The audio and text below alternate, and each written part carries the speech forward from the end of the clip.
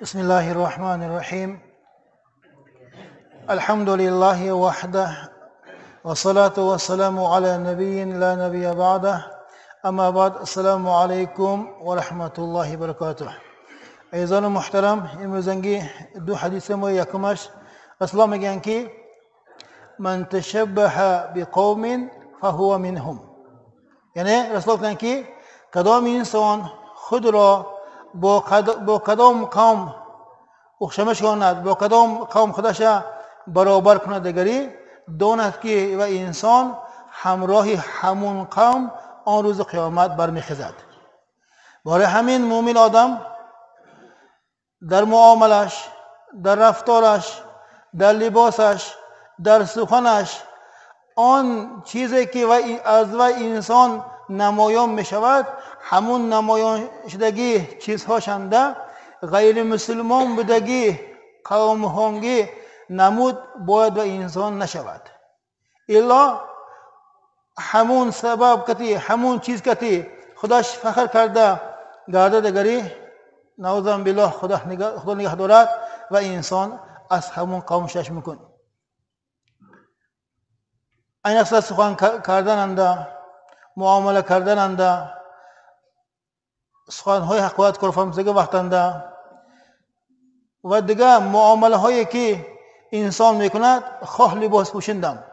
اصلش اسلام انده تعیین لباس نیست، فقط تعیینش عورت پوشیدنش. مردم زنم همون لباسی عرفیه که در همون دیار های با همون لباس کتی عورتش پوشد هوای کفایه. خاص یک لباس انمی لباسی اسلامی، انی لباسی فلانی گفتن اصلش نیست. فقط بعضی اشاره ها های، بعضی همون چیزها های که همون چیزهای غیر دین ها خداهاشون به لباسی دینی کرده تگی. همون نصارا ها خداهاشون به گردنشون به خاچه بسته میگیرند. دیگه اون یهود ها تیپی که سرشون به توپی مید یک مونده به سوزانک زده میگیرند. و همون بت پرست ها همون بدنشون به همون نقل کرده میگیرند. همون اشاره به همون بت پرست هاشون ده. انا همین خیلی دیگه غیر مسلمان قبیله ها، غیر مسلمان جماعه ها یک عادت، یک عرف، یک موده، یک مگری خداشون به خاص کرده برار نگری، از همون چیز ما باید خود را نگه داشته همون در کار. همون درباره کپکه پوشی هم تا به قرویه اختلاف بود. این لباس مسلمان نه حقیقتا تا به قرویه لباس مسلمان نبود. رفته رفته عامه شده بود که رحمت شیخ محمد صادق محمد یوسف اکی این لباس انده عمومی شده موند.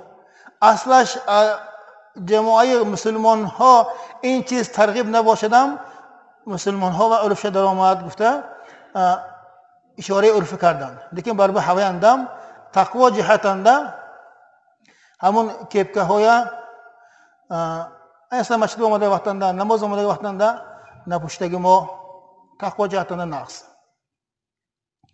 دویم حدیث رسول الله میگن که من تزین بعمل الاخرة وهو لا يريدها ولا يطلبها لعن في السماوات والارض. انسان هوا عمل آخرتش نمایان کده با زینت نشان دادگی انسان هوا چیز خودش نخواهده کندم، هوا انسان در روی زمینم و در زیر زمینم لعنت خونده میشد.